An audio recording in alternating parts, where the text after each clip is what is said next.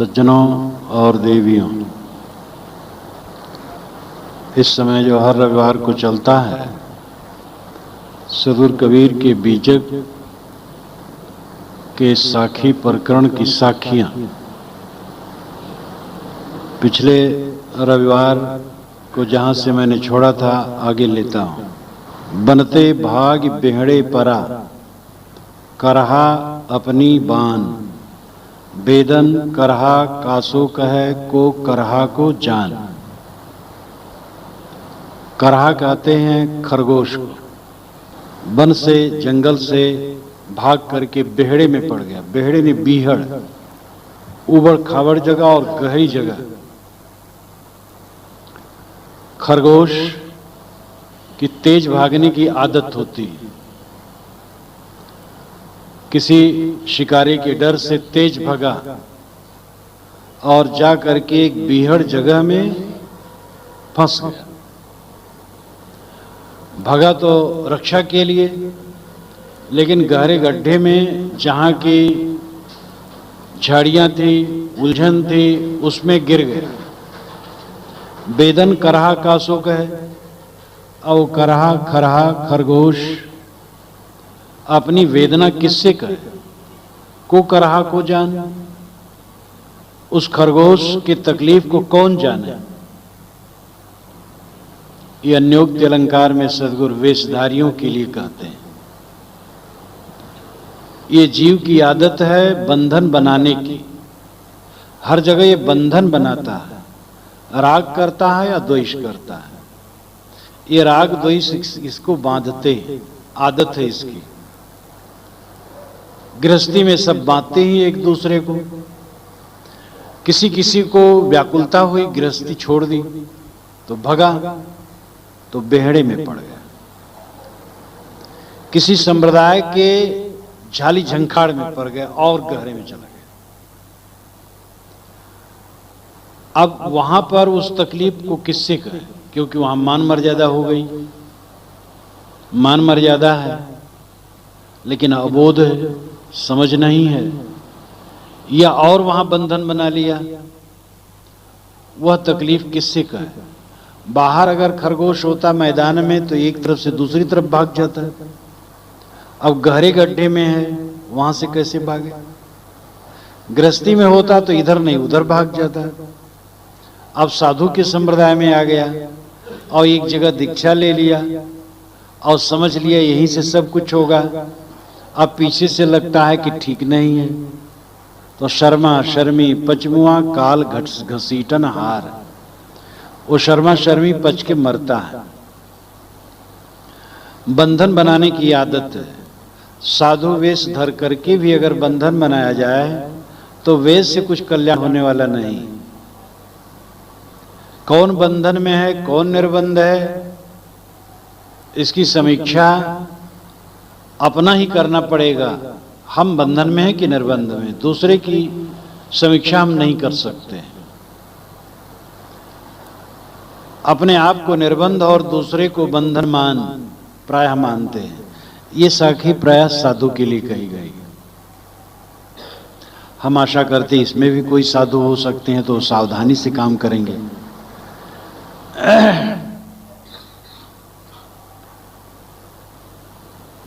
एक महात्मा के दर्शनार्थ में गया। आज से कोई 25 वर्ष की पूर्व की बात है। तो उन्होंने अपने वैराग की बड़ाई, त्याग की बड़ाई बहुत की। उनके शिष्यों ने सब की। हम 65 हाथ कपड़ा पहनते, इससे ज्यादा नहीं पहनते हैं। यानी 3 हाथ चौड़ा और 5 हाथ लंबा है तो 15 हाथ हो गया। पैसा नहीं रखते हैं, कापी नहीं रखते हैं। रात भर कापी रखेंगे तो उसका जो किला है निकाल देंगे, क्योंकि धातु है। बड़ा वर्णन किए। मैंने कहा हाँ महाराज, आपके यहाँ तो त्याग, बड़े बड़े त्यागी होते हैं, बहुत बड़ा त्याग है। अब देखिए आप में दिगंबरी होते हो तो सूत भी नहीं पहनते हैं। कह रहे वो तो उनका नरक होता है। एकदम छुटे हुए गए, उनको तो नरक होता है। मैंने कहा ऐसा क्यों। कहे ठंडी महीने में जब वह जहाँ जाते हैं उनके चेले गहरा गड्ढा खोदते हैं, उसमें लकड़ी पैरा भरते हैं, जलाते हैं, उसको गर्म करते हैं। जब वो उपयुक्त गर्म हो जाता है, उसमें रहने लायक होता है, तो वो साधु उसमें रहते हैं। और एक दो बात कही, ये भी नहीं कि शालीनता से उन्होंने कही हो, एकदम उलझ गए कि उनका तो नरक होता है। अनेक त्यागियों में ये प्रायः प्रपंच है कि हम मुक्त हैं और दूसरे बंधे हैं। कितने मठाधीश मानते हैं कि जो घूमने फिरने वाले साधु, अरे क्या है, बहते हुए बातें, कुछ नहीं इनमें। और जो घूमने फिरने वाले साधु हैं, वे मानते मठाधीश के यहाँ सब गृहस्थ है, दुनियादारी। त्याग वैराग वालों में अपने को बड़ा त्यागी मानना, दूसरे को छोटा त्यागी मानना, ये महारोग है। और इस रोग से अनेक लोग लिप्त हैं, लेकिन विवेकवान ऐसा नहीं मानते। मठाधीश भी कितने होते हैं जो वैरागवान होते हैं, विचरणशील भी वैरागवान होते हैं। विचरणशील में भी उठपटांग हो सकते हैं और मठाधीशों में भी हो सकते हैं। सदगुरु विशाल साहब ने कहा, लौकिक आश्रमहीन कोई आश्रम युक्त रहत विवेकी संतिम रस बोध गई मुक्त। कोई लौकिक आश्रम से रहित रहता है, कहीं आश्रम नहीं बनाता, घूमता रहता है। और कोई आश्रम के संयुक्त रहता है। विवेकवान संत दो ढंग से रहते हैं, विवेक से ही कल्याण। आश्रम बांधता नहीं, मोह बांधता। और घूमने वाले भी के मन में मोह हो तो बंधा रहेगा वो। आश्रम तो शरीर की रक्षा के लिए है। प्रवृत्ति में निवृत्ति और निवृत्ति में प्रवृत्ति, इस सूत्र को समझना चाहिए। विवेक पूर्वक प्रवृत्ति है आज्ञाकारिता, संयम, मर्यादा पालन, साधना, शिक्षा, सत्संग, आदान प्रदान, ये सब लेकर के प्रवृत्ति में चलते हैं तो इसमें निवृत्ति होगी। और उच्छृंखलता, मनमानीपन, उद्दंडता को निवृत्त मान लिया गया तो उसमें प्रवृत्ति होगी। मर्यादाओं के बिना आदमी सुव्यवस्थित ढंग से कहीं भी विकसित नहीं हो सकता। घर गृहस्थी की अपनी मर्यादाएं, विरक्ति की अपनी मर्यादाएं, माता पिता का आज्ञा पालन, माता पिता से विनयी रहना, बड़े भाई को पिता तुल्य समझना, छोटे भाई को पुत्र तुल्य समझना, इन सब मर्यादाओं और सौहार्द की कितनी आवश्यकता है। ये बंधन नहीं। गुरु अगर तख्ते पर बैठा है और शिष्य कीचड़ में खड़ा पानी दे रहा है तो शिष्य छोटा नहीं, एक मर्यादा है। अगर दोनों वासना त्यागी हैं तो दोनों समान मुक्त हैं। दोनों के मन का मोह मिट गया है तो दोनों समान जीवन मुक्त है। एक कीचड़ में खड़ा पानी दे रहा है और एक तख्ते पर बैठा पानी ले रहा है। ये लौकिक मर्यादा है, लेकिन अंदर में दोनों की पवित्रता है तो दोनों एक समान है। दो देह गुरु शिष्य पारक कालाए, दो देह जब दूर बहाए, ये श्री पूर्ण साहब ने कहा। गुरु शिष्य दोनों ज्ञान रूप हो गए जब दोनों ने देह के अहंकार को त्याग दिया। शिष्य भाव से दास कहावे और पारक भाव से एक हुई जावे। शिष्य भाव से वो दास कहलाता है, लेकिन ज्ञान के भाव से वो एक समान है। गुरु शिष्य एक समान है। जीव रूप ब्रह्म रूप, जीव रूप है ब्रह्मविद, ताकि वाणी वेद। जीव ब्रह्म रूप है, ब्रह्म रूप है ब्रह्मविद, ब्रह्म रूप है ब्रह्मविद, ताकि वाणी वेद। जो ब्रह्मविद है वो ब्रह्म रूप है और उसकी वाणी वेद है। तो मतलब है कि जो ज्ञान में हो गया वो ब्रह्म रूप हो गया, गुरु रूप हो गया, परमात्मा रूप हो गया।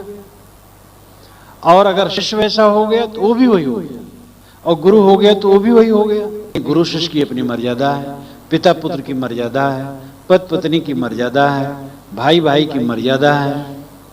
और इन मर्यादाओं को अगर हम प्रवृत्त माने, बंधन माने, तो दुर्भाग्य। कहीं सीखने समझने के लिए कुछ सिर देना पड़ता है। स्वामी दयानंद सरस्वती विरजानंद स्वामी के पास जब आगरा में गए थे, जो धौस उनकी सहते थे, जो डांट सहते थे, खूब सह करके उन्होंने शिक्षा ली और एक महान पुरुष हुए। बिना सिर झुकाए, बिना विनम्रता आए कभी किसी ने कुछ पाया नहीं। इसलिए मर्यादा में रहना, आज्ञा पालन करना, दासत्व करना, सेवकाई करना, ये बंधन नहीं। बंधन के लक्षण हैं शोक करना, चिंता करना, दुख पैदा करना मन में, राग होना, द्वेष होना, और राग द्वेष का भी परिणाम है द्वंद्व ग्रसित होना, उद्वेगित होना। कोई कह सकता मेरे मन में राग द्वेष नहीं। राग द्वेष का परिणाम होता है द्वंद्व, उद्वेग। उद्वेगहीन जीवन सच्चा जीवन है। किसके जीवन में बंधन नहीं है? जिसके जीवन में उद्वेग नहीं। तो इसलिए कौन बंधन में है और कौन निर्बंधता में है, ये दूसरे की परीक्षा कभी न कीजिएगा, अपनी परीक्षा कीजिएगा। स्वसंवेद्य, बंधन और मोक्ष दोनों स्वसंवेद्य, यानी स्वयं जाने जा सकते हैं, दूसरा नहीं जान सकता है। हम मुक्त है कि बंध है, बद्ध हैं। हमारे प्रेमी, हमारे जो श्रद्धालु हैं वो हमें जीवन में कह सकते हैं, लेकिन हमें टटोलना चाहिए कि हमारा मन वासनाओं के अधीन तो नहीं होता है, काम क्रोध के अधीन तो नहीं है, उद्वेग में तो नहीं है। जो हमारे विरोधी हैं वो हमें बुरा कह सकते हैं, बंधनग्रस्त कह सकते हैं, लेकिन उससे भी हमें प्रभावित होने की जरूरत नहीं है। अगर हमारा मन चंगा है, प्रसन्न है, कोई किसी के कहने से क्या फर्क पड़ेगा। हमारा ये दुर्भाग्य है कि हम अच्छा कहलाना चाहते, अच्छा रहना नहीं चाहते। सच्चा साधक अच्छा रहना चाहता है, अच्छा कहलाना नहीं चाहता है। अच्छा कहलाने से कोई फायदा नहीं। 4 दिन की जिंदगी, कोई अच्छा कहता है, कोई बुरा कहता है। अच्छे बुरे, अच्छा बुरा कहने वाले नहीं रह जाएंगे, और मेरे शरीर के लिए जो अच्छा बुरा कहा जा रहा है, मेरा शरीर भी नहीं रह जाएगा। इसमें क्या मूल्य? मूल्य तो है हमारा अपना अच्छा रहने में, हम अच्छा रहें। तो आदमी घर गृहस्थी छोड़ा, विरक्त हुआ शांति के लिए, और विरक्त होकर के और राग द्वेष और प्रपंच और उलझन और उद्वेग, तो दुर्भाग्य। वो मानो मैदान से आकर के गड्ढे में गिर गया। कितने लोग विरक्त तो होते हैं लेकिन बोध नहीं, भटकते हैं। एक 65 वर्ष के महात्मा को मैंने अयोध्या के उत्तर देखा, जहां मेरा निवास था, वहां आए। 20 वर्ष की पूर्व की घटना होगी।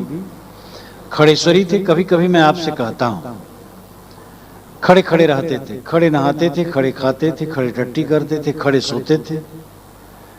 एक छोटी तख्ती लिए रहते थे, रस्सी में फंसा करके किसी लकड़ी में लटका देते थे, उसे सीना टिका करके सो जाते थे, झूल करके। 65 वर्ष की उम्र थी। हमारे भक्त ने कहा कि हमारे गुरुजी से मिलो। आए, हमसे मिले, मौन भी रहते थे। उनको लेकर के मैं बाहर गया, मैं भी खड़ा हो गया, खड़े खड़े बात हुई। अब मौन थे, उस रेट पर लिखते थे। वो कहते थे कि उन्होंने लिखा कि मैंने कहा आप कौन है? कहे मुझे कुछ पता नहीं। तम्बाकू खाते थे वो। मैंने कहा आप तम्बाकू क्यों खाते? कहे आदत है। हम कहे आप खड़े रह रहे हैं? वो करीब 11 वर्ष से खड़े थे, और उनका पैर फूला था, मवाद बहता था। हम कहे इतने दिनों से आप खड़े रह सके, तम्बाकू नहीं छोड़ सके? और खड़े रहने से क्या मिला आपको? कहे मैं बैठ तो जाऊं, लेकिन भगवान का डर लगता है। 15 वर्ष के लिए प्रतिज्ञा किया हूं, बीच में कोप न कर दे। हम कहे भगवान कोप नहीं करेगा, भगवान दयालु होता है। तो कहे भंडारा अगर हो जाए तो कर दूं। भंडारा, मेरे पास पैसा नहीं। मैंने कहा मैं भंडारा करवा दूंगा, जिस भगत से कहूंगा वही कर देगा। कितना साधु आप खिलाएं? कहे 10-15 हमके हो जाएगा। काफी उनको समझाया, लेकिन फिर देखा ज्यों के त्यों। अब इतने दिन बीत गए हैं, न मैं कौन हूं कुछ ज्ञान है, तम्बाकू नहीं छूटा है। एक प्रसिद्ध महात्मा को मैंने देखा हरिद्वार में, बुजुर्ग और महान तपस्वी और अच्छे पुस्तक रख करके फूल पत्ते उस पर चढ़ा रहे थे। जब मैं पहुंचा, बातचीत करने लगा तो सरल बहुत थे, उसको छोड़ के हमसे बात करने लगे। विद्वान थे, तपस्वी थे, त्यागी थे, सदाचारी थे। पुस्तक पढ़ने की चीज है, फूल पत्ती चढ़ाने की चीज नहीं। तो संप्रदायों के इतने धोखे भी हैं, इतनी भ्रांतियां भी हैं कि बोध के बिना आदमी भटकता है। बनते भाग बेहड़े परा, करहा अपनी बान, बेदन करहा कासो कहे को करहा को जान। मैदान से भाग करके खरगोश गड्ढे में पड़ गया। अब वहां अपने दुख को किससे कहे, भाग नहीं सकता है। ऐसे गृहस्थी छोड़ के विरक्ति में आए और विरक्ति में और उलझ गए। दो ढंग से लोग उलझते, कितने आप महंतों को देखेंगे, मंडलेश्वरों को देखेंगे, वहां बैठेंगे तो आपको मुकदमे की चर्चा अच्छी सुनने को मिलेगी। दांव पेच सीखने के लिए गृहस्थ लोग उनके पास जाते हैं और महंत जी कितने लोगों को मुकदमा में विजय करवाते हैं, क्योंकि बड़े बड़े लोगों से सोर्स रहता है उनका। और क्या किए, साधु के पास विद्या ना हो, धन ना हो, परंपरा ना हो, शिष्य ना हो, कोई जरूरत नहीं। उसके पास त्याग वैराग हो, सदाचार हो, आत्मबोध हो। बोध और सदाचार ये दोनों चीजें हो, इसी से उसका कल्याण होगा और इसी से जो लोग आएंगे उनको रोशनी मिलेगी। साधुओं से मिलने के लिए जो गृहस्थ आते हैं, कई गृहस्थों के पास बहुत ज्यादा चीजें रहती हैं। अपने घर में रहते तो बड़ी सुविधा से रहते हैं। संतों के पास आते हैं, बड़ी असुविधा से वे रहते हैं, लेकिन एक चीज के लिए आते हैं, आत्मिक रोशनी के लिए। इसलिए साधु का धन है आत्मज्ञान, आत्मतृप्ति, और इसके लिए साधु का प्रयास होना चाहिए। जब तक सच्चा बोध न हो जाए तब तक हमें आगे बढ़ना चाहिए। हम कुएं पर गए पानी पीने के लिए और कुएं का पानी गंदा है तो मोह क्यों करें, और आगे बढ़े और आगे बढ़े। हम संप्रदायों के मोह में पड़ जाते हैं, परंपरा का मोह, संप्रदाय का मोह, गुरु का मोह, पोथी का मोह, प्राचीनता का मोह सत्य बोध नहीं होने देगा। गुरु की श्रद्धा होनी चाहिए, गुरु के प्रति, परंपरा के प्रति श्रद्धा होनी चाहिए, पोथी पुराण सब के प्रति आदर होना चाहिए, लेकिन विवेक को इन सब से अधिक आदर देना चाहिए। विवेक बुद्धि पूर्वक सबकी समीक्षा करना कर्तव्य है, और तभी सत्य का मोती मिलेगा। बहुत दिवस ते हीड़िया शून्य समाधि लगाए, करहा पड़ा गाड़ में दूर परा पछताए। बहुत दिवस ते हीड़िया शून्य समाधि लगाए। कितने महात्माओं ने, कितने योगियों वैरागियों ने, कितने साधकों ने बहुत दिन से शून्य में समाधि लगा करके हीड़िया नाम खोजा। शून्य समाधि को हमें समझ लेना चाहिए। चित्त की वृत्ति को शून्य कर देना एक अलग बात है, और शून्य में खोजना अलग बात है। ध्यान की अवस्था ही है चित्त को शून्य कर देना। यह सहज नहीं है, जल्दी से नहीं हो जाता, प्रयास करते करते होता कि चित्त एकदम शांत हो जाता है, वृत्ति रहित हो जाता है। मानो फिर वृत्ति आई, फिर छोड़ दिया जाता है। काफी समय तक चित्त एकदम निर्वात, वृत्ति रहित, शांत। तो चित्त को शून्य करना ये तो समाधि लाभ है, लेकिन शून्य में खोजना ये अज्ञान है। शून्य में खोजना, आकाश पाताल में खोजना, भगवान या मोक्ष को बाहर खोजना, इस संसार में भ्रम है कि भगवान बाहर मिलता है। और महात्माओं के इतिहास में भी ये मिलता है कि अमुक चले तो भगवान को खोजने गए, वहां नहीं पाए। बाराबंकी की तो भगवान को खोजने गए, वहां नहीं पाए। बाराबंकी की श्री प्रेम साहिब जो भी जीवित हैं, 80 वर्ष के हैं, जब गोरखपुर से निकले, अयोध्या आए, भगवान को खोजने के लिए सरजू के तट पर रहे, रेतों में घूमते रहे कि रात में रहूंगा तो यहाँ भगवान मिल जाएंगे। नहीं मिले, ज्यादा दिन नहीं रहे, क्योंकि उनके पिता फैजाबाद में संस्कृत के आचार्य थे। तो सोचे वो कहीं पता पाएंगे, यहाँ आ जाएंगे, पकड़ ले जाएंगे, तो भाग गए वहां से। लखनऊ की तरफ जा रहे थे कि एक जगह भूखे हुए ट्रेन से उतर पड़े बाराबंकी जिले में। तो वहाँ एक कबीरपंथी कुटिया थी, वहां पहुंच गए। तो कबीर साहब का बीजक मिल गया, उसको पढ़ने लगे। तो पढ़ते पढ़ते उनको बड़ा संतोष मिला, फिर इधर प्रेरणा हो गई, इधर आ गए। तो हमसे बताते थे कि मैं यही सोचता था अयोध्या में जाऊंगा और माझा में सरजू के रेत में खोजूंगा रात में, और वहां बैठ जाऊंगा और दृढ़ कर लूंगा भगवान मिलो तो जरूर मिल जाएगा। तो इस प्रकार पुराणों में लिखा है, ऐसी भावना होती है कि भगवान बाहर मिल जाएगा। भगवान सबके अंदर में, मिलना नहीं, मिला समझना, खोजना नहीं, खोजना छोड़ना। कबीर उल्टा ज्ञान का कैसे करूं विचार, बैठे से ही पथ कटे चला चली नहीं पार। बैठने से पथ चला चली नहीं पार, बैठने से पथ कटेगा, चलने से नहीं कटेगा। बैठ जाओ तो मंजिल पा जाओगे, चलोगे तो मंजिल दूर हो जाएगी। यहां शारीरिक ढंग से बैठने नहीं, बैठने का मतलब मन स्थिर हो जाए। सहजे हीरा नीपजे जो मनावे ठौर, अगर मन ठौर में आ जाए तो सहज ही हीरा मिल जाए। तो साहब कहते हैं बहुत दिन से लोग खोजते हैं, शून्य में समाधि लगाकर बाहर खोजते हैं। खोजना छोड़ो, समझो, समझने की चेष्टा करो। पाना नहीं है, छोड़ना। ये भी एक अद्भुत बात है। पाना नहीं है, छोड़ना है। आज तक हमने जो कुछ पा रखा है उसको खो देना है, और जब सब खो जाएगा तब जो बच रहेगा उसका आप नाम जो रखें आपका विचार है, उसका राम नाम रख लें। ब्रह्म, खुदा, गॉड, परमात्मा, परम सत्ता, सगुण निर्गुण, जो कुछ भी कह लें आपका विचार है। शब्द आप देते हैं, शब्द देश काल सापेक्ष होते हैं। अध्यात्म के जितने शब्द आज चल रहे हैं 2000 वर्ष पूर्व उतने नहीं चलते थे, वो सब नहीं चलते थे।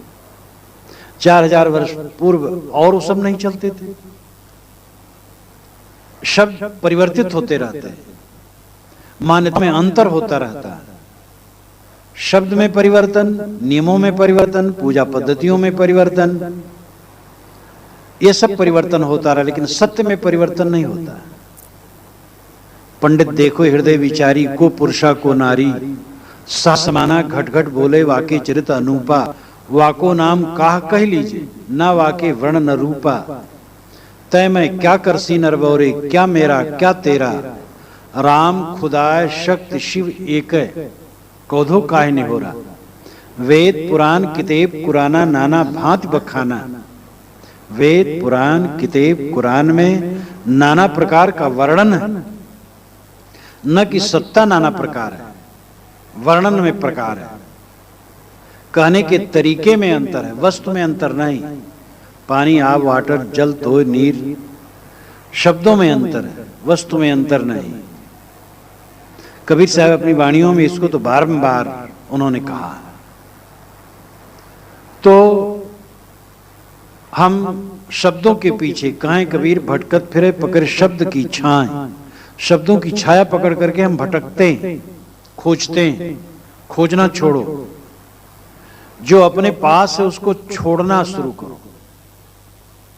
अपने पास क्या है? तंबाकू है, बीड़ी है, सिगरेट है, शराब कबाब है, सुगनी है, खैनी है, और कुछ है, अपना अपना सब सोच लो का है।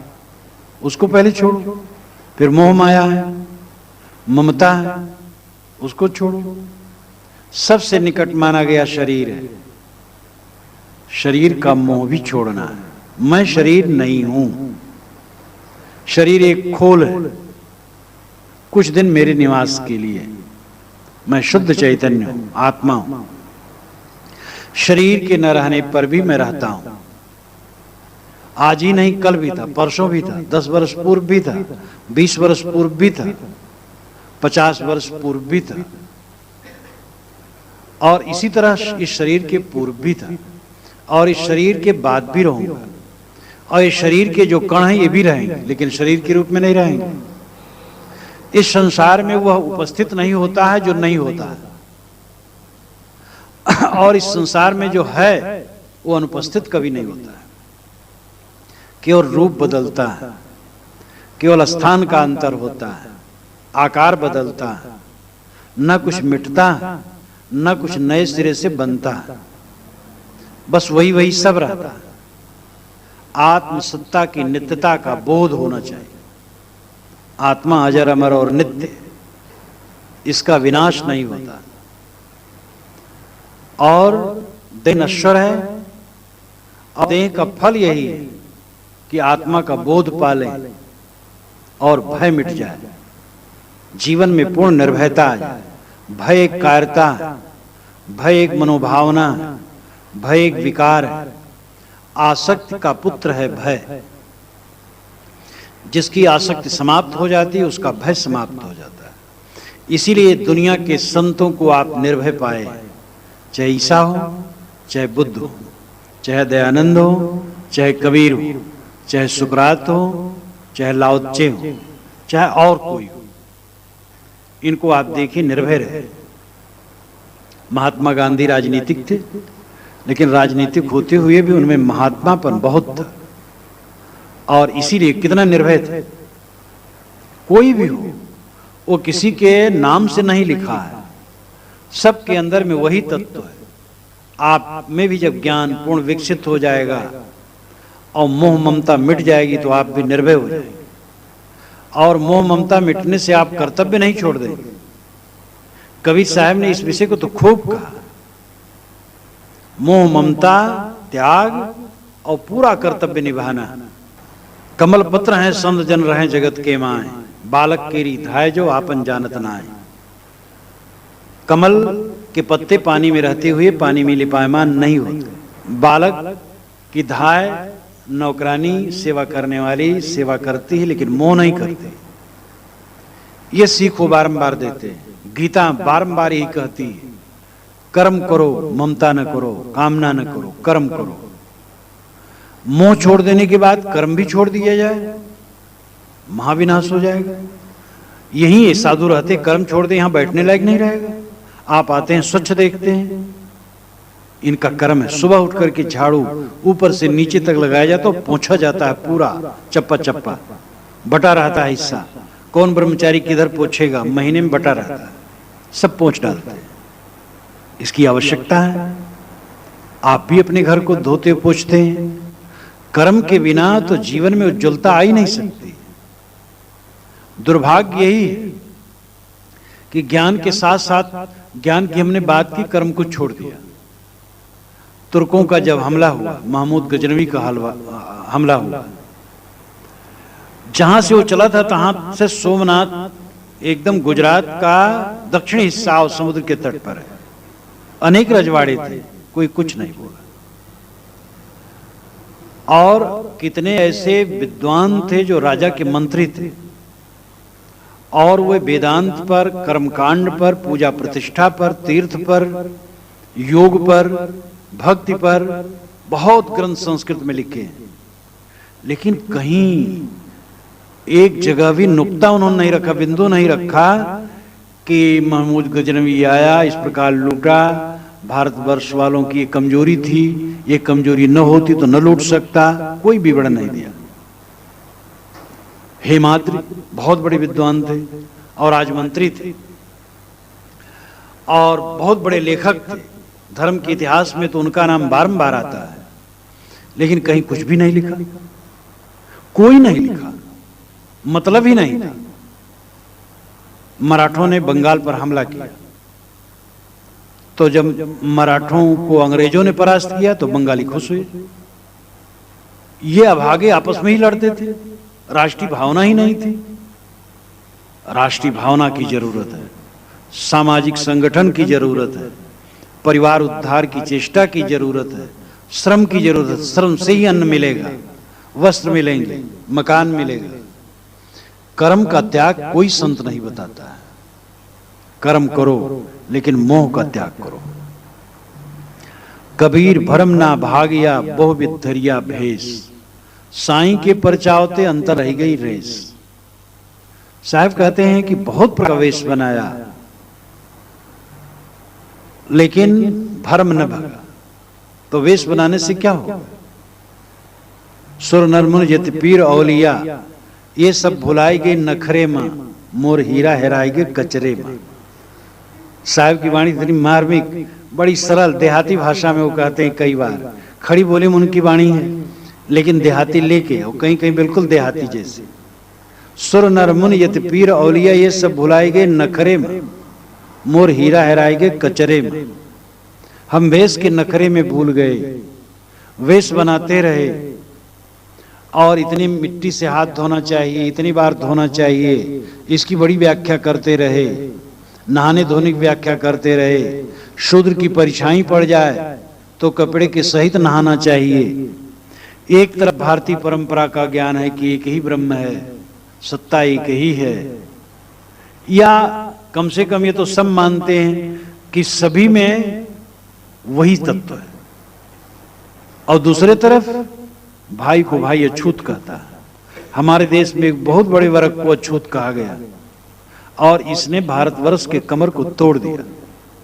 साहब कहते केवल वेश बनाने से काम ना होगा, भ्रम हमारा भागना चाहिए। कबीर भ्रम ना भाजिया बहुविध धरिया भेष, बहुत प्रकार का वेश धरा, लेकिन मन की भ्रांति नहीं गई, मन का भटकाव नहीं गया। साईं के परचावते अंदर रह गई रेस। साईं नाम स्वामी ब्रह्म आत्मा परमात्मा परम सत्ता के लिए साहब साईं शब्द का प्रयोग करते हैं। परम सत्ता का परिचय करते कराते अंतर में रेस रह गई। रेस ने दुख, पीड़ा, अध्यास, वासना। हम चर्चा करते रहे, जीवन बिता दिए ब्रह्म की चर्चा करते करते, आत्मा की चर्चा करते करते, लेकिन भय न मिटा, अध्यास न मिटा, मोह न मिटा, अज्ञान न मिटा, बोध में स्थिरता नहीं हुई, तो चर्चा करने से क्या हुआ? हम चर्चा करते रहे, जीवन बिता दिए ब्रह्म की चर्चा करते करते, आत्मा की चर्चा करते करते, लेकिन भय न मिटा, अध्यास न मिटा, मोह न मिटा, अज्ञान न मिटा, बोध में स्थिरता नहीं हुई, तो चर्चा करने से क्या हुआ? हमारी चर्चा आचरण के रूप में बदल जानी चाहिए। जो कुछ हम कहते हैं हमारी करनी में ढल जाना चाहिए। इसीलिए साहिब की ये साखी है, करनी करे सुपूत हमारा, कथनी कथे सुनाती, रहनी रहे सो गुरु हमारा, हम रहनी के साथी। जो कथनी करता है वो हमारा नाती है, जो करनी करता है हमारा पुत्र है, जो रहनी में रहता हमारा गुरु है, हम रहनी के साथी। कथनी करनी और रहनी, वाणी से कथनी, इंद्रियों से करनी, मन से रहनी होती है। ज्ञान की चर्चा आवश्यक है। कहत सुनत छूटे कलुष, छूटे कलुष। ज्ञान की बातें कहते सुनते मन के विकार छूटते हैं। इसलिए ज्ञान की चर्चा होनी चाहिए, लेकिन चर्चा के साथ हमें आचरण करना चाहिए, करनी करना चाहिए। कितने प्रवक्ता हैं पान खा करके तब भाषण करते हैं, तंबाकू ओठ में दबा करके तब लेक्चर देते हैं, और यही नहीं राजनीति का लेक्चर, धर्म का लेक्चर, ज्ञान का लेक्चर देते हैं। तो लेक्चर का क्या मतलब होता है? तो कथनी हमारी करनी में आए, आचरण में आए, आचरण में आए, और आचरण रहनी में आए। रहनी यानी रहना, टिकना, ठहर जाना, मन का स्थिर हो जाना। ज्ञान की चर्चा, पवित्र आचरण और मन की शांत, ये क्रमशः कथनी, करनी और रहनी है। कथनी है ज्ञान की चर्चा, करनी है इंद्रियों के पवित्र आचरण, और रहनी है मन की शांति। तो तीनों से कल्याण होने वाला है। केवल चर्चा में रुक जाने से काम नहीं बनेगा। करनी में चलते हैं तो बहुत बढ़िया है, पवित्र आचरण है तो बहुत बढ़िया है, लेकिन जीवन की पूर्णता नहीं है। पवित्र आचरण मात्र जीवन की पूर्णता नहीं है, पवित्र आचरण उसकी भूमिका है। अंत में तत्वबोध होना चाहिए। मर जाने के बाद क्या रहेगा? याज्ञवल्क्य ने जनक से कहा बृहदारण्यक उपनिषद में, उपनिषद सौरभ कुछ दिन में आपके हाथ में आ जाएगा। उन्होंने कहा कि जनक, मर जाने के बाद कहां जाओगे जानते हो? कि भगवान नहीं जानता। याज्ञवल्क्य ने कहा मैं जानता हूं जहां जाओगे, मैं बताऊं? कि हाँ बताइए। कहीं कहीं अलग जाना नहीं, जहां तुम हो वहीं रहो। तुम्हारी आत्मा ही तुम्हारा ब्रह्मधाम, तुम्हें कहीं आना जाना नहीं, कहीं जाने की चेष्टा मत करो। बस पुत्र ऐषणा, वित्त ऐषणा, लोक ऐषणा का त्याग करो। पुत्र ऐषणा वित्त ऐषणा है, वित्त ऐषणा लोक ऐषणा है। पुत्र की इच्छा और वित्त ऐषणा धन की इच्छा, लोक की इच्छा सम्मान की इच्छा, इन तीनों का त्याग करो, वासना का त्याग करो। चेद वेदी रत सत्यमस्ति ना चेदिहा वेदीन महति विनष्टि भूतेषु भूतेषु विचित्र धीरा प्रेतास्माल लोकादमृता भवन्ति। अगर आज चेत गया तो कल्याण, नहीं चेता तो महान विनाश। भूतेषु भूतेषु विचित्र धीरा, धीरा विवेकवान पुरुष भूत भूत में, प्राणी प्राणी में उस तत्व को देखता है। विचित्र नाम सोचता है, समझता है। भूतेषु भूतेषु प्राणी प्राणी देखता, भूत नाम तत्व और भूत नाम प्राणी। और भूत शब्द के अंत में भी लगाया जाए ब्रह्मभूत, ब्रह्मनिष्ठ, आत्मभूत आत्मनिष्ठ। तो भूतेषु भूतेषु नाम प्राणी प्राणी में उसी तत्व को देखता है। प्रेतास्माल लोकादमृता भवन्ति, वह इस भौतिक धरातल से ऊपर उठ करके अमृतत्व को प्राप्त करता है। आत्मानं चेत विजानीयात् अयमस्मीति पुरुषः किमिच्छन् कस्य कामाय शरीर मन संजरेत्। जिसने समझ लिया ये आत्मा ही, ये पुरुष ही मैं हूं, अयम अस्मि, आत्मानं चेत विजानीयात् अयम अस्मीति पुरुषः, अयम अस्मित्, मैं यह हूं, मानी ये जो चेतन है, पुरुष है, ब्रह्म है, मैं यही हूं, ऐसा जो समझ लिया। किमिच्छन्, किस इच्छा से, कस्य कामाय, किस कामना से, शरीर मन संजरेत, शरीरम अनु संजरेत, शरीर के पीछे चलकर, शरीर का अहंकार करके, शरीर के राग रंग में लग करके वो क्यों बुखार चढ़ाए रखेगा? शरीर तो एक साधन है, साध्य है, आत्मस्थित। तो याज्ञवल्क्य ने कहा अय जनक, जहां तुम्हें जाना है कहीं जाना नहीं, ये तुम्हारा आत्मलोक ही ब्रह्मलोक है, तुम्हारी आत्मस्थिति ही ब्राह्मी स्थित है, इसको समझो। साहब कहते हैं साईं के परचावते अंतर रह गई रेस। साईं ब्रह्म परमात्मा आत्मा की चर्चा जीवन भर करते रहे, लेकिन बोध नहीं हुआ। शास्त्रों में उलझे रहे, बाद में उलझे रहे, द्वैतवाद, अद्वैतवाद, विशिष्टाद्वैतवाद, द्वैताद्वैतवाद, मायावाद, प्रकृतवाद, वाद में ही उलझे रह गए। सरलता से सत्य को समझने के लिए चेष्टा ही नहीं की गई। दो आदमी झगड़ते हुए जब कबीर साहब पास आए, कहे साहब देखो ये कहते हैं एक अद्वैत है, दूसरे ने कहा देखो साहब ये कहते द्वैत है। साहब ने कहा दोनों ठीक कहते हो। उन लोगों ने कहा दोनों कैसे ठीक? तो साहब ने कहा एक कहो तो है नहीं, दो कहो तो गारी, है जैसा रहे तैसा, कहें कबीर विचार। अगर एक कहूं तो एक है ही नहीं। एक चेतन दूसरे चेतन से अलग है, सबका कर्म फल भोग अलग है, बंध मोक्ष अलग है।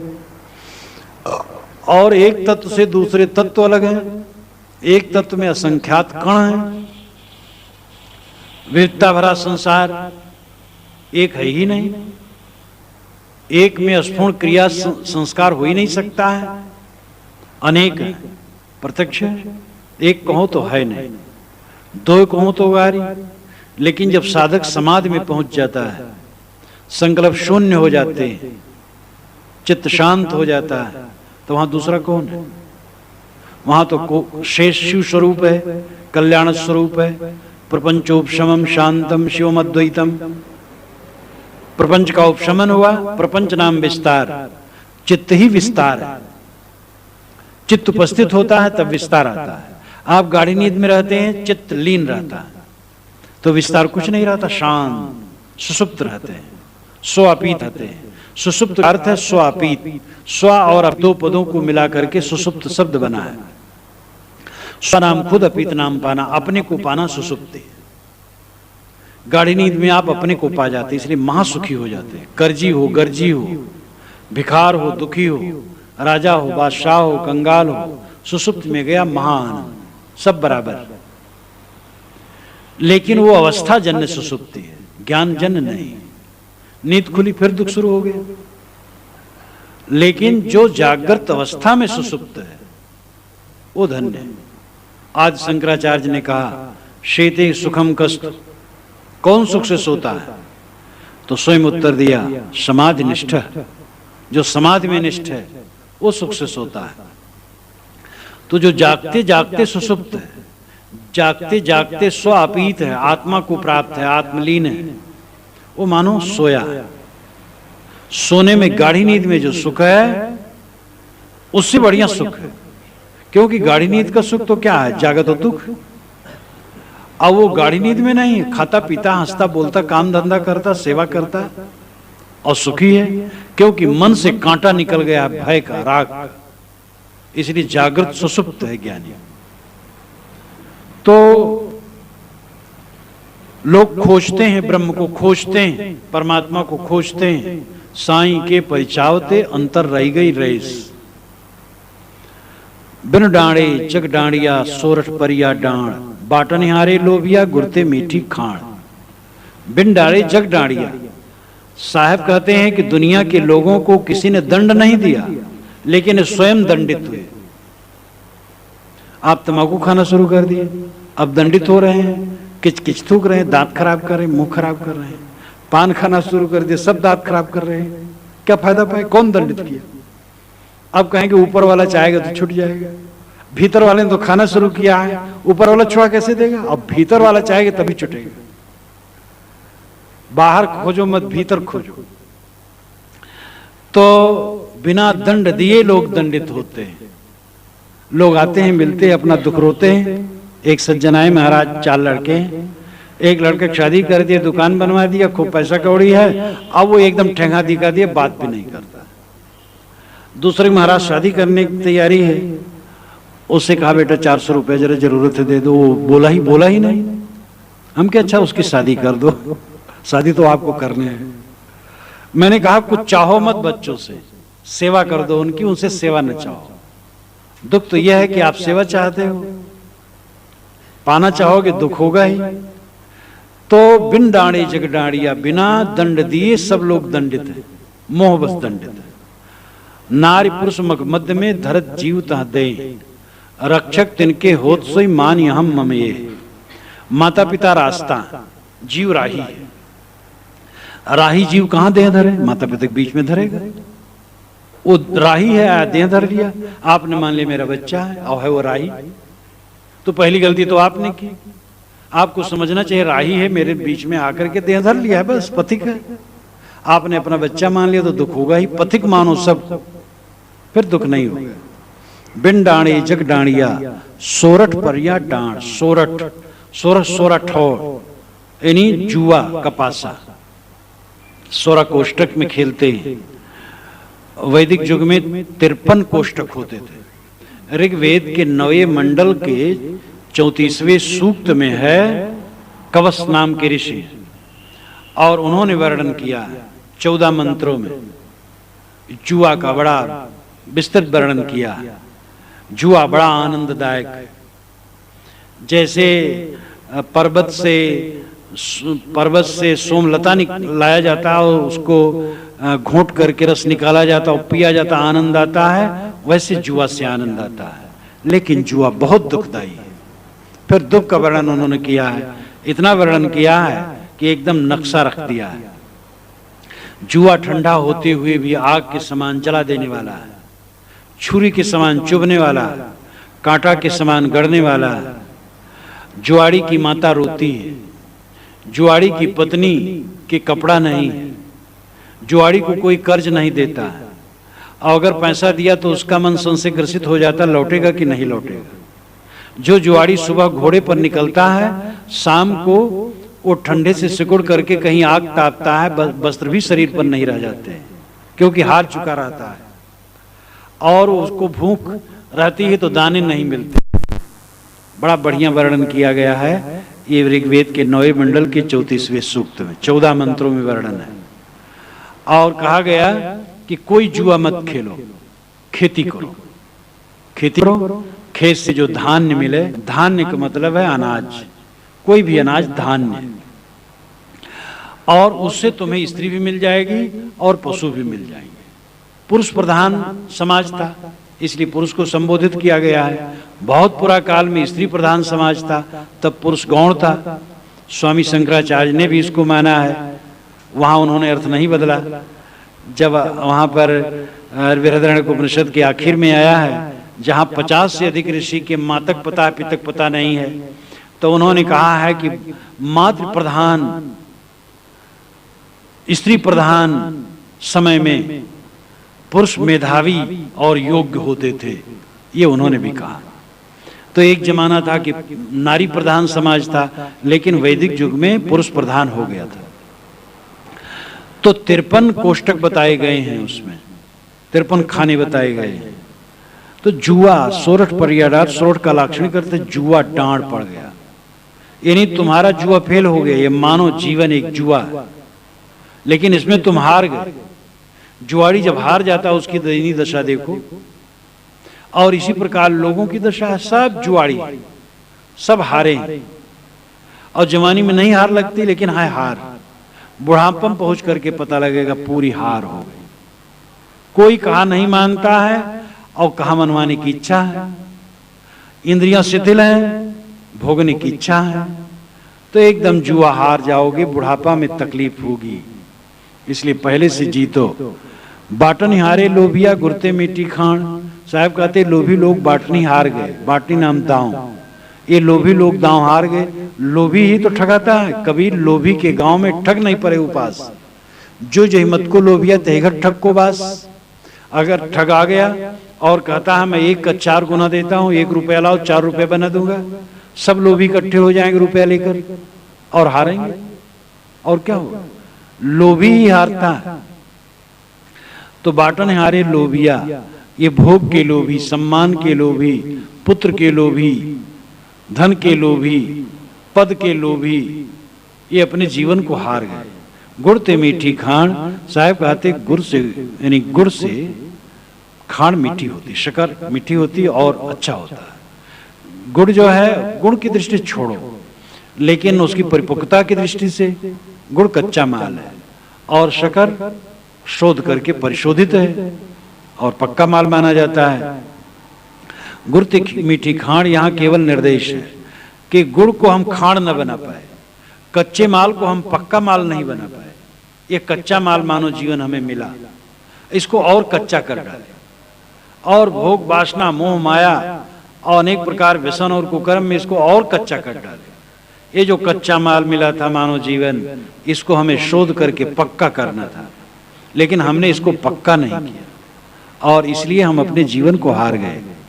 मलया गिर की बास में वृक्ष रहा सब गोय, कहवे को चंदन भया मलया गिर ना होए। साहब कहते हैं मलया गिर की सुगंधी में, मलय, मलय गिर कहते हैं एक वृक्ष होता है, वो पर्वतों में होता है और वो बहुत कीमती होता है। उसकी सुगंधी जितने फैलती है, चारों तरफ के वृक्ष सुगंधित हो जाते हैं, चंदन बन जाते हैं। लेकिन चंदन वृक्ष की सुगंधी से चंदन नहीं बनते, मलय गिर की सुगंधी से चंदन बनते हैं।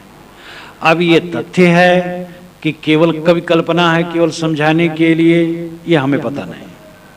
जैसे पारस मणि केवल काल्पनिक है, पारस पत्थर। सर्प मणि काल्पनिक है, सांप की भी मणि बड़ी कुछ नहीं, काल्पनिक है। कल्प वृक्ष काल्पनिक है। तो कई चीजें ऐसी होती जो काल्पनिक होती हैं और बातों को समझाने के लिए कभी लोग उसका प्रयोग करते हैं। मलय गिर भी ऐसा हो तो पता नहीं, हो सकता हो, परंतु यहाँ तो अन्न खाना है और पसेरी से केवल तौल लेना, पसेरी नहीं खाना है। बटखरे से, बाट से अन्न तौल लेना है और पकाना है, बटखरा थोड़े पकाना है। मलयागिर की बास में वृक्ष राज सब गोय, मलयगिर की सुगंधी में आसपास के सारे वृक्ष गोय नाम लिपायमान हो गए, छिप गए, सब चंदन बन गए। कहवे को चंदन भया, वो कहने के लिए सब चंदन हो गए, लेकिन मलयागिर न होए, वो मलयगिर नहीं हुई।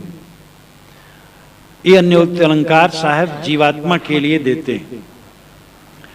जीव आत्मा इस शरीर के अंदर में मलयगिर है और उसकी चेतना की सुगंधी में पूरा शरीर चैतन्यमय दिखता है। हाथ चलते हैं, पैर चलते हैं, आंखें चलती हैं, सारी क्रियाएं होती हैं, लगता है सब चैतन्य है, लेकिन वही निकल गया, सब बेकार पड़ा रहता है, कुछ नहीं चलता है। तो कहवे को चंदन भया, ये कहने मात्र का शरीर चैतन्य दिखता है, हो जाता है, लेकिन मलयगिर नहीं होता, चेतन नहीं होता। चेतन अलग है, जड़ अलग है, शरीर अलग है और शरीरी अलग है, भोक्ता अलग है, भोग्य अलग है।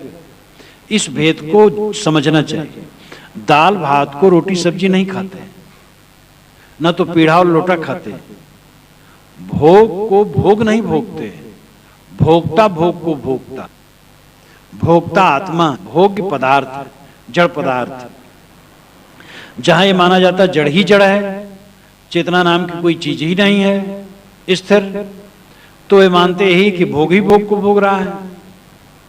इस शरीर में एक अस्थाई चैतन्य है जो दृष्टा, भोक्ता, मनता, करता है, और वो सारे संस्कारों का ग्रहण करता और जमा करने वाला है। इसीलिए 50 वर्ष के बाद भी स्मृति में लाता है, और 100 वर्ष का आदमी 90 वर्ष पुरानी बातों को भी याद करता है, क्योंकि संस्कारों का धारक एक अस्थाई आत्मा है। संस्कार ही संस्कार होते तो उसको जोड़ने वाला कौन होता? एक आदमी रूप देखे, एक आदमी शब्द सुने, एक आदमी गंध सूंघे, एक आदमी रस चखे, एक आदमी स्पर्श करे, तो ये पांचों का ज्ञान एक छठे को नहीं होगा। लेकिन इस जीवन में हम देखते हैं कि जो कुछ रस चखा जाता है उसको मैं जानता हूं, और जो छुआ जाता है वो भी जानता हूं, जो नाक से ग्रहण होता है वो भी मैं जानता हूं, आंख से देखा जाता है वो भी मैं जानता हूं। तो इसका मतलब है पांचों ज्ञानेंद्रियों द्वारा जो ज्ञान ग्रहण होता है उन सब का धारक मैं हूं। पांचों ज्ञानेंद्रियां स्वतंत्र नहीं है, वह हमसे ही शासित है, आत्मा से ही शासित है। इसलिए इस शरीर में आत्मा एक स्वतंत्र द्रव्य है जो नित्य है, अनादि है, अनंत है, सदा रहने वाला है, और वह आत्मा ही चैतन्य है, ज्ञानमय है। तो साहब कहते हैं वो जीव आत्मा इस शरीर में है तो पूरा शरीर चैतन्यमय है, लेकिन ये शरीर चैतन्य नहीं है, ये शरीर जड़ है। लिल्ली घोड़ी, लिल्ली घोड़ी बचपन में मैंने देखा, आप लोग भी शायद जानते हो, कुछ इधर दूसरा कहते हो।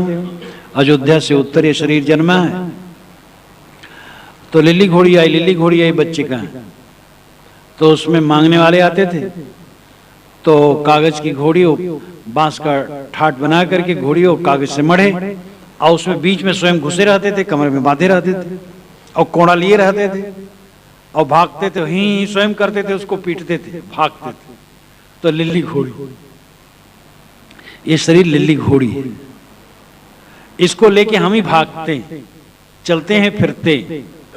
जो दृष्टा है इसके अंदर में, असुन तखत अड़ी आसना, पिंड झरोखे नूर, जाके दिल में हों बसा, सेना लिए हुजूर। ये भी कवि साहब साकी है।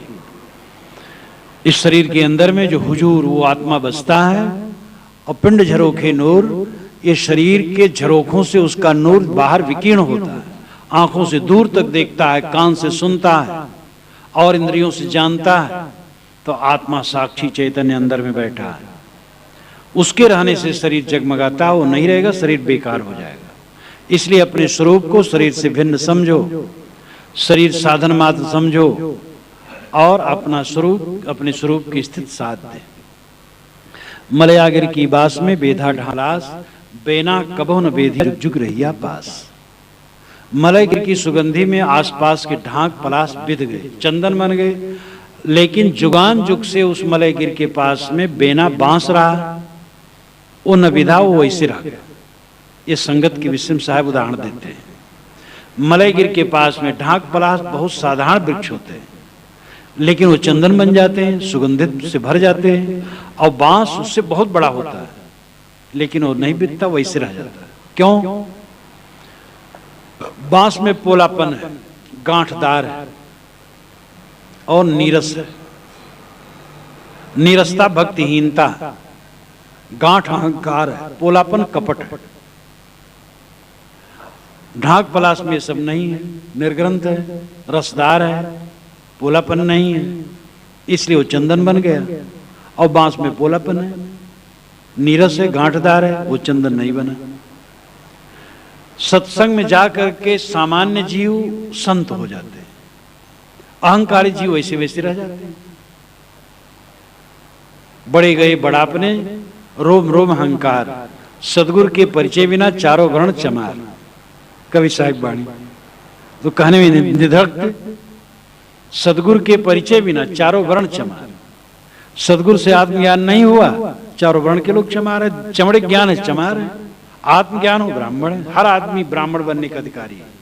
उपनिषद के ऋषियों ने तो यही कहा, ब्रह्मज्ञानी ब्राह्मण है। हर आदमी ब्राह्मण है और शूद्र दोनों है। जितना वो देहाभिमानी उतना शूद्र है, जितना आत्मज्ञानी उतना ब्राह्मण है। जिस समय निर्मोह हो गया ब्राह्मण हो गया, जिस समय मोही हो गया शूद्र हो गया। शोक करना शूद्रत्व है। तो इसलिए बड़े बड़े कहलाने वाले अहंकार में डूबे रह गए। गोस्वामी जी भी कहते हैं कि तुलसी भगत सपच भलो भजे रैन दिन राम, ऊंचो कुल के काम को जहान हरि को नाम। अति ऊंचे भूधरिन पर भुजगन के स्थान, तुलसी अति नीचे सुखद ईख अन्न अरुपान। पर्वतों पर तो सांप रहते हैं और नीची जमीन में पानी रहता है, वहां गन्ना होता है, धान होता है। विनम्र बनो, बिना विनयी बने कुछ मिलने वाला नहीं। सब ते लघुता बलि, लघुता ते सब होए, जस द्वितीया को चंद्रमा शीश नवे सबको। ये कबीर साहब कहते हैं विनम्रता की आवश्यकता है। तो साहब कहते हैं कि बड़े बड़े बांस नीरस होने से, पोला होने से, गांठदार होने से चंदन न बने, और ढाक पलाश साधारण वृक्ष चंदन बन गए। सत्संग में विनयी जीव, जिसको हम साधारण कहते, कम पढ़े लिखे, जात पात मर्यादा और कितना पाखंड, वो सब में छोटे, और वे संत हो गए। बैठी पढ़ाइन बैठी सुकलाइन, आएग विमान गंध किनिया के, मौका भावेले भक्ति भिलिनिया के। कहने में कुछ कसर नहीं रखा है महापुरुषों ने, खूब कहा। ब्राह्मण परंपरा के लोग ही ने खूब कहा ब्राह्मणवाद पर, क्योंकि ब्राह्मण का मतलब नहीं है कि सब पाखंडी होते थे। ब्राह्मण तो एक समाज है और उसमें विचारक, चिंतक, विनम्र, उदार खूब होते थे। अब ये कितना दिल को छूने वाली पंक्ति है। बैठी पढ़ाइन बैठी सुकलाइन, आएग विमान गंध किनिया के, मौका भावेले भक्ति भिलिनिया के। इसलिए विनम्रता की आवश्यकता है। अगर हमें तरना है संसार से तो विनयी होना होगा। कबीर साहब ने कहा, भक्त दुआरा सांकरा राई दसवें भाई, मन तो मैगल होए रहा कैसे आवे जाए।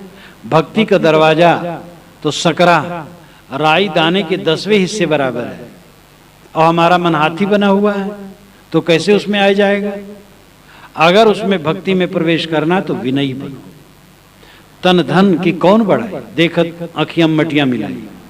जिसका हमें अहंकार है, जात झूठी, वर्ण झूठा, शरीर झूठा, धन दौलत झूठा, सारा सब कुछ, सारी उपलब्धियां झूठी, क्या हम अहंकार करते हैं।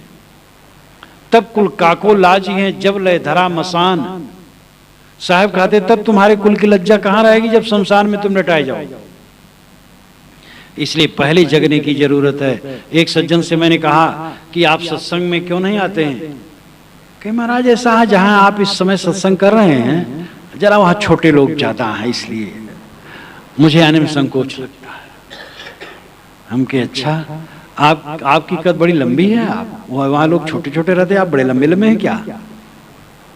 बड़ा और छोटा क्या है, ऊंच नीच है मध्य की वाणी, एके पौन एक है पानी। साहब कहते हैं ऊंच नीच मध्य की बानी। जितने लोग तरे वे विनम्रता से तरे, ये अभिमान करके कोई तरा नहीं।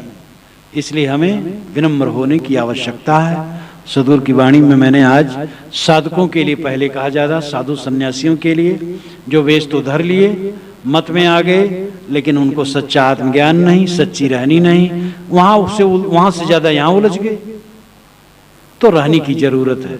फिर सदगुरु ने कहा कि ये जीवन जुआ है और इसमें हार गए, कच्चा माल को पक्का नहीं बना सके, इस कच्चे माल को पक्का बनाओ। फिर उन्होंने कहा आत्मा इस शरीर में है जो नित्य शुद्ध बुद्ध है, और उसी के नाते शरीर चैतन्य है, शरीर अलग है, आप अलग हैं, आप अपने को आत्मा समझें, शरीर नहीं। अंतिम में उन्होंने कहा कि विनम्रता से कल्याण होगा, अहंकारी बनने से कल्याण न होगा, भक्ति ही मुक्ति का दरवाजा है।